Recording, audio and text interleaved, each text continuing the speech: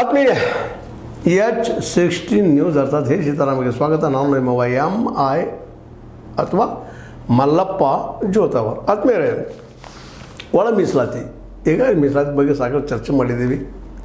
ಒಳ ಮೀಸಲಾತಿ ಏನೋ ಪಾಪ ನಮ್ಮ ಪ್ರಬುದ್ಧ HN ನ್ಯಾಯ ನಾಗಮೋಹನ್ ದಾಸ್ ನ್ಯಾಯಾಧೀಶರು ವರದಿ ಕೊಟ್ಟಿದ್ದಾರೆ. ಅದಕ್ಕೆ ಮತ್ತೆ ಈಗ ತಕರಾರು ಸ್ಟಾರ್ಟ್ ಆಗ್ಯದ.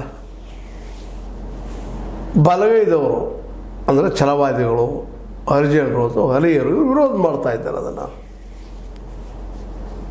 ಇನ್ನೊಂದು ನಾವು ನೆನಪಿಟ್ಕೋಬೇಕಾಗಿದೆ, ಯಾರೇ ವರದಿ ಕೊಡಲಿ ಏನೇ ಕೊಡಲಿ ಒಂದಿಷ್ಟು ದೋಷ ಇದ್ದಿದ್ದೇನೆ 100% ಯಾವುದು ಪರ್ಫೆಕ್ಟ್ ಸಾಧ್ಯ ಇಲ್ಲ. ಅದಕ್ಕಾಗಿ ನಮ್ಮ ನಾಗಮೋಹನ್ ದಾಸರವರು ಒಂದು ಮಾತು ಮಾತಾಡಿದರೆ ಬರೋದಿಲ್ಲ. ಹಸಿದವರಿಗೆ ಮೊದಲು ಉಣರು ಕೊಡಬೇಕು.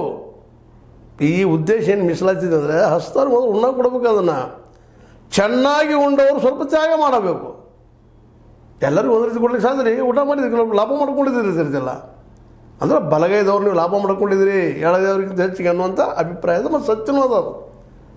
ಬಲಗೈದವರು ಮೂಲತಃ ಮೀಸಲಾತಿ ಬಂದಿದ್ದು ಅಸಮಾನತೆಗಾಗಿ, ಮೇಲ್ಜಾತಿಯವರು ಕೆಳಜಾತಿಯವರು ಶೋಷಣೆ ಮಾಡ್ತಾರೆ. ಅದಕ್ಕಂತೇಳಿ ಮತ್ತಿಲ್ಲ ಬಲಗೈದವರು ಎಡಗೈದವ್ರನ್ನ ಶೋಷಣೆ ಮಾಡಿದ್ರು. ಎಡಗೈ ಅಂದರೆ ನಿಮಗೆ ಗೊತ್ತದ, ಹೇಳೋ ಅವಶ್ಯಕತೆ ಇಲ್ಲ.